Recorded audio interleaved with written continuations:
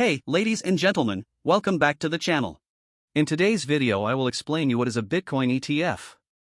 A Bitcoin Futures Exchange Traded Fund, ETF, issues publicly traded securities that offer exposure to the price movements of Bitcoin futures contracts. Here's how it works: an investment company creates a subsidiary that acts as a commodity pool. The pool in turn trades Bitcoin futures contracts typically in an effort to mimic the spot price of Bitcoin. But there are costs involved like roll premiums and management fees, among others. Plus, futures contracts don't track spot prices exactly, so returns may never be as high as, or in sync with, spot market prices. Let's break it down. Bitcoin is considered a commodity and is the underlying asset in Bitcoin futures contracts. Bitcoins that sell for cash are said to trade on the spot market. With limited exceptions, the Bitcoin spot market is not regulated by the CFTC or the SEC. Bitcoin futures contracts, like other commodity futures contracts such as corn futures, market index futures, or gold futures, are regulated by the CFTC and must trade on CFTC-regulated exchanges. Bitcoin and Bitcoin futures can be highly volatile. Leverage created by futures contracts can significantly amplify both gains and losses. Futures contracts are standardized, time-limited contracts that convey the right to buy or sell the underlying asset at some point in the future. The contracts do not convey ownership in the asset itself. As contracts approach expiration, they must be settled or traded for new contracts.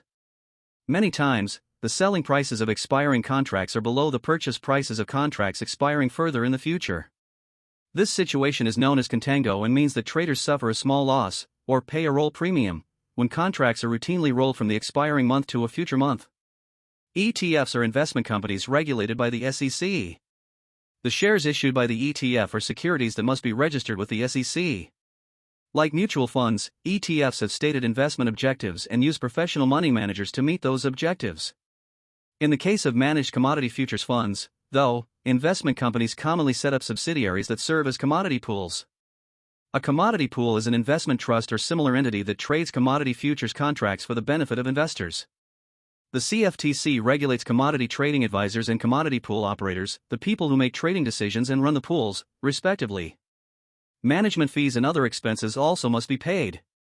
In the case of managed commodity futures funds, there is the management of the subsidiary commodity pool to consider as well as the management of the parent investment company.